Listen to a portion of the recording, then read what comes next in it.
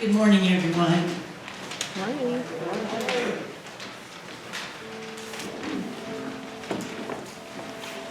I'm reading from a selection from Amanda Gorman's poetry book. And if you all recall, she was the young poet that was selected by President Biden to recite her poetry at his inauguration. So she's a wonderful poet. The poem is called Arborescent, and this just means tree-like, properties of trees. Let us rephrase, for we'll say it right this time, and isn't that what endings are for? We do not hope for no reason. Hope is the reason for itself. We don't care for our beloveds for any specific singular logic, but rather for the whole of them. That is to say, love is justified by loving. Like you, we are haunted and human. You, like us, are haunted and healing. What we feel to be true can only be understood by what it does to the body. The same as trees. We too are shaped by how we twist toward all that shoots us through with sun. We truly are growing up and out of this hurt if we'd rather char than chain this love. Our only word for this is change.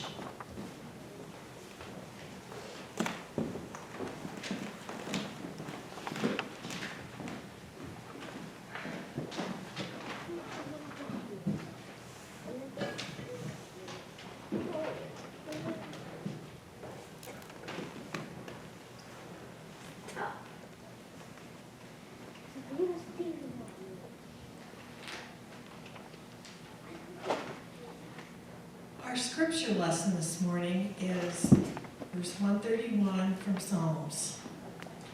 Yahweh, my heart has no lofty ambitions. My eyes don't look too high. I am not concerned with great affairs or marvels beyond my scope. It's enough for me to keep my soul tranquil and quiet like a child in its mother's arms. My soul is as content as a nursing child. Israel, rely on Yahweh like a child, now and forever. Thank you, Racine.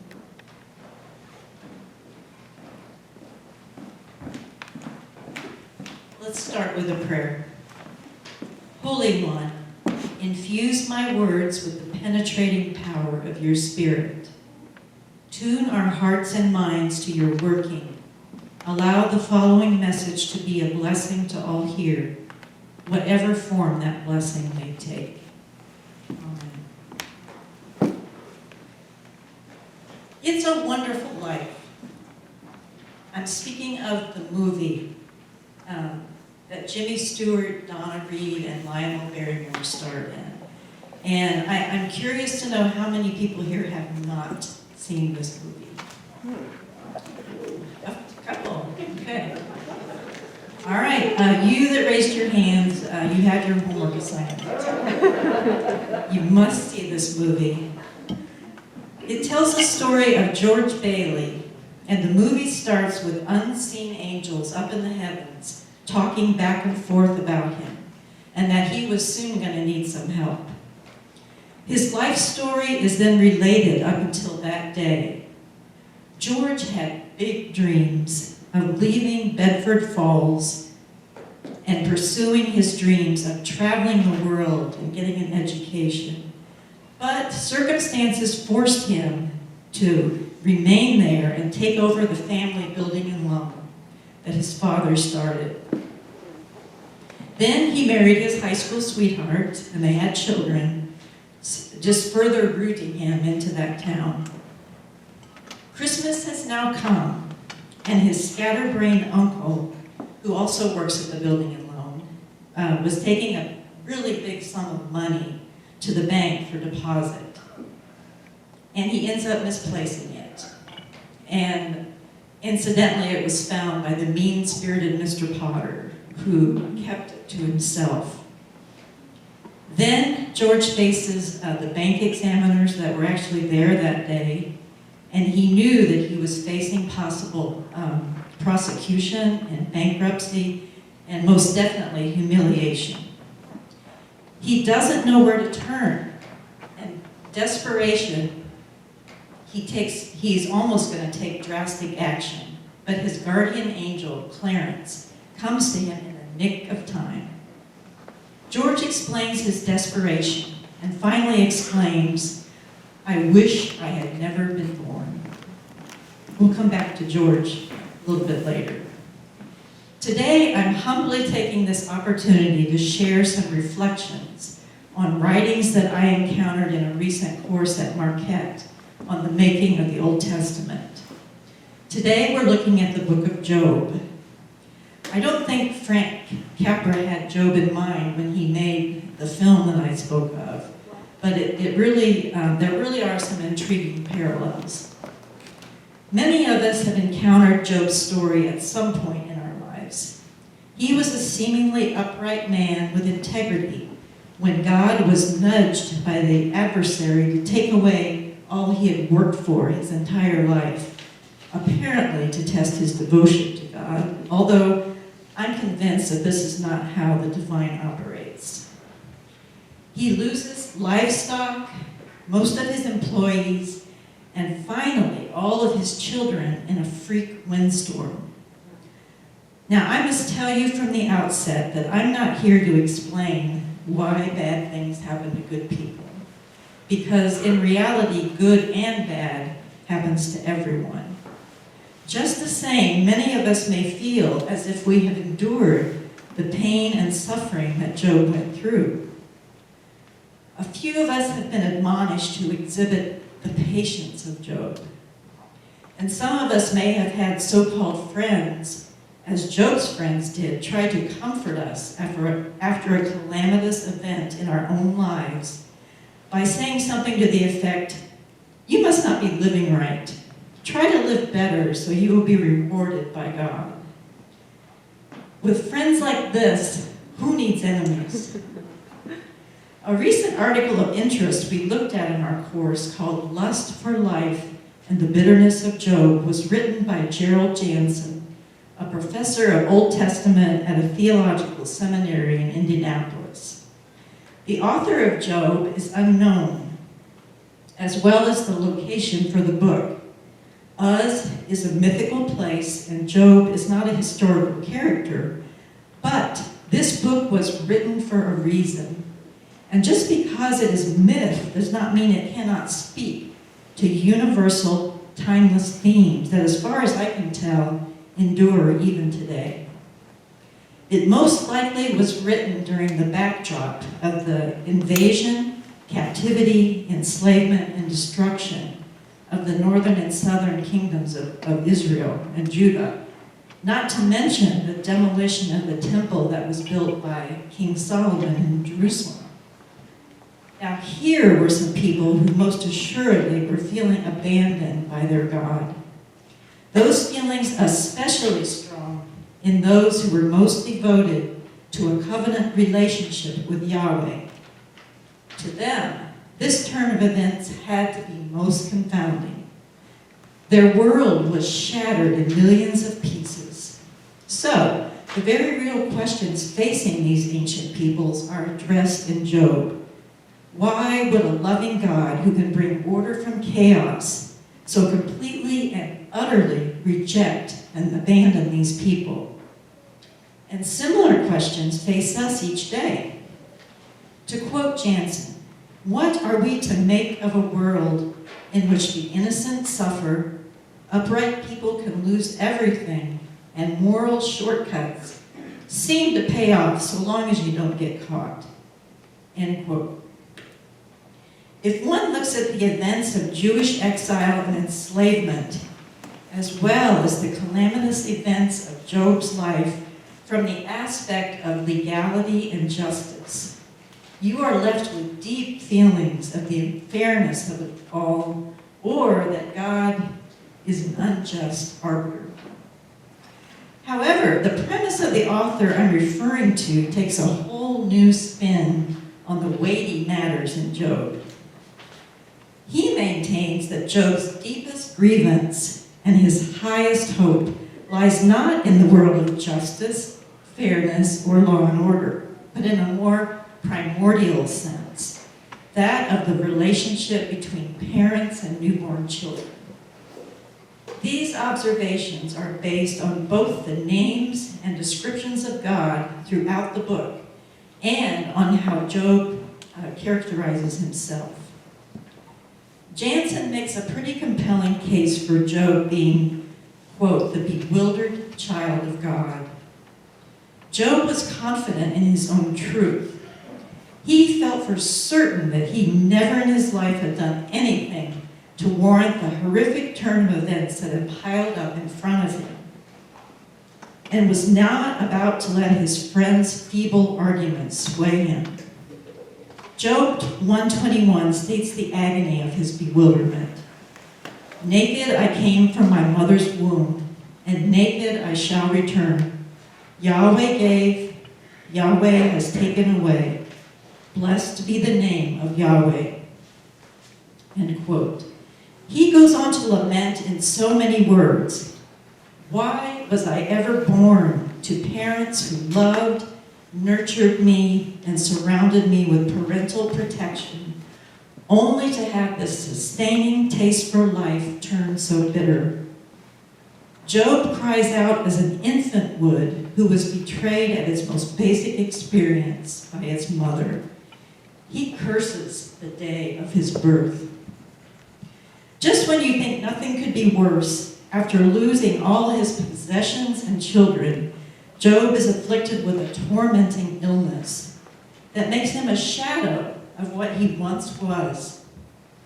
Then comes his most anguished musings, and I'm quoting, "Why didn't I die at birth? Why didn't I expire as I came from the womb? Why was there a lap to hold me? Why were there breasts to nurse me? Or why wasn't I buried quickly, like a stillborn, like infants who never see the light? Why is light given to one that is in misery? Why give life to embittered souls?" And that's from Job chapter 3. Or, as George Bailey said, "I wish I had never been born." Now, bitterness is a taste we can all relate to. And this taste is named by Job. The word translated soul from that passage is from the Hebrew word nephesh, which basically means throat. And further connotations translate this into appetite, life force, and soul. Just as a newborn infant's first taste of the world is the sweetness and comfort of its mother's milk, we repeatedly have experiences in our lives that fill up, reaffirm, and sustain our appetite, life force, and soul. This theme is heard throughout the dialogues with his friends, and finally, Job addresses these pleas to God. And in the end, God responds back to Job. We heard last week from Kay that one metaphor for God is the river of life. It was interesting to me to learn that throughout the book of Job, God is named Shaddai, or El Shaddai. This is a name given God 48 times in the entire Bible. But in Job, it is used for God no less than 31 of those 48 times.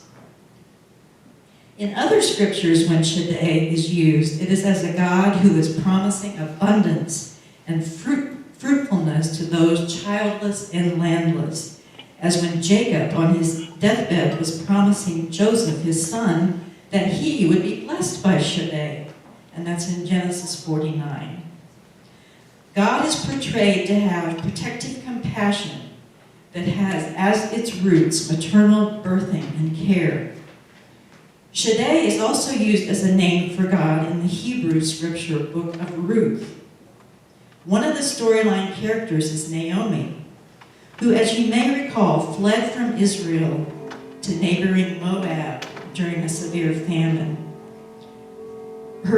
And she went there with her husband and her 2 sons. Her sons married Moabite women, and then her husband and her 2 sons died. And she returned back to Judah only with her daughter-in-law, Ruth.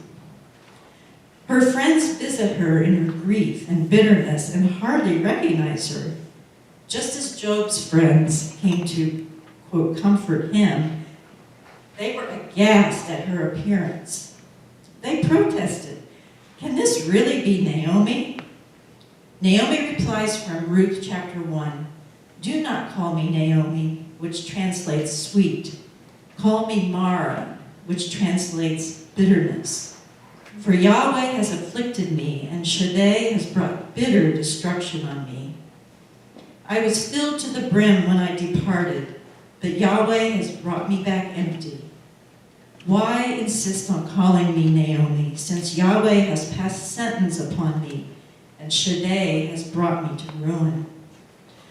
But eventually Naomi's life was once more had bitterness washed with sweetness, when her widowed daughter-in-law Ruth remarries a close kinsman of Naomi's and gives birth to a son, and then placed this child on Naomi's lap.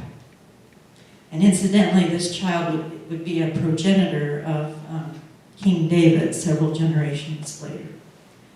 Her friends then rejoice because her appetite for life is renewed. Now, would you say that Naomi found justice? She still was a widow, and she still had buried her 2 sons. But, to quote Jansen, "A cry deeper than the cry for justice has been heard and answered and assuaged by the God whom she, in her bitterness, had called Shaddai." End quote. So what can we make of the divine speeches in Job? They don't address justice or reward or retribution. God's response to Job addresses the deepest realm of life experience within which the bitterness of Job is most deeply rooted. And again, I quote from Jansen, "The domain of birth, life, primal nurture, and care. For it is in this domain that the promising character of life has its primal roots. It is in this world of the nursing infant, where its eye has not yet seen, nor ear heard, nor has it entered into that infant's mind, what good things lie ahead. But they are implicit in the sweetness of the milk that nourishes it, and the warmth of the arms that encircle it." End quote. Teresa read for us Psalm 131 that speaks of a woman whose soul, or nefesh, is troubled, but compares her churning soul to an agitated child that a mother is attempting to comfort in her lap. And eventually her attempts prove to be successful. Not that she understands the connection, but the calmness she is able to find illuminates trust in what she cannot understand. And one thing I feel certain is that she cannot believe God is less caring for her than she is for her child. So returning back to George Bailey, Clarence, his guardian angel, granted George's request by taking him on a tour of Bedford Falls with the assumption that he indeed had never been born. George sees the lives that he would have touched, the lives he could have saved, the impact his honest and kind business dealings had, and most of all, the loving family that would never have happened. Clarence made his case, won his angel's wings, and in the end, George exclaims, "I want to live again." He did not just mean going through the motions of the rest of his life. He really wanted his lust for life to return, along with the experiences he had found so sweet. And the final scene in the movie illustrates this restoration perfectly. the ultimate illustration of abiding in the bosom of Shaddai. Job's story also ends with his fortunes restored and once more enjoyed all that life has to offer. The patience that Job displayed did not mean that he passively laid down and took the blows that life was handing him. He cried out, he complained, he stubbornly held on to his truths until he encountered divine compassion in unexpected ways that expanded his truths and comforted and fed his soul. And he did not give up. So how can we offer real support to those who are suffering, especially when our own appetite for life has been restored? We can learn from Job's friends how not to be. Allow me to illustrate with a story from my own life. My first husband, after 17 years of marriage, announced one day he no longer wanted to be married to me and was moving out. We had 2 young teenagers. It was one of the darkest, most shattering periods of my life. I felt as if my whole world was crashing around me. I was worried for my children and how they would navigate their new reality. I was wondering how I was to parent them, mostly on my own. It left me wondering if I could ever trust anybody again. Anyway, I don't know if it's still the practice, but the time came for the divorce to be published in the newspaper along with the other public legal notices. My private hell had become a public one. It felt as if I was put on display for the whole world to see, or at least as far as the Lafayette Journal-Courier was circulated. It then seemed I needed to start letting everyone know that I worked with. That night, and somehow I made it through that workday, I got home in complete despair. And there was a knock on my door. There stood my mentor colleague from work with his wife. I invited them in, and we sat around my kitchen table for what seemed like hours as I poured out my grief, fears, humiliation, worries, and defeat. And they just sat there and listened to me. They did not offer me false cheerfulness or advice or even to ask what went wrong in our marriage. They simply were sitting there with me in solidarity. And it never occurred to me until later just how comforting their presence was. Harry and Frida at my table were just what I needed on one of the worst days in my life. On down the road, dear friends from my church introduced me to a gentleman named Scott Mandernack, who had just gone through his own personal hell. And I think you know the rest of the story. We had 6 children between us and became a blended family, which brought a whole new set of challenges. But we worked through the obstacles and have managed to build a beautiful life together. And in September, we will celebrate 25 years. Friends, we are not promised a life without worries, troubles, or pain, no matter how unblemished a life you lead. But we are shown refuge, nurturing, and comfort enough times, and often at just the right times, to persevere through long days and dark nights, until we experience again the appetite for life, the sweetness that seemed far away, that seemed to have been replaced by bitterness, but in actuality never left us. There are those times when true comfort can only be found in the everlasting arms of Shaddai. Amen? Amen. Amen.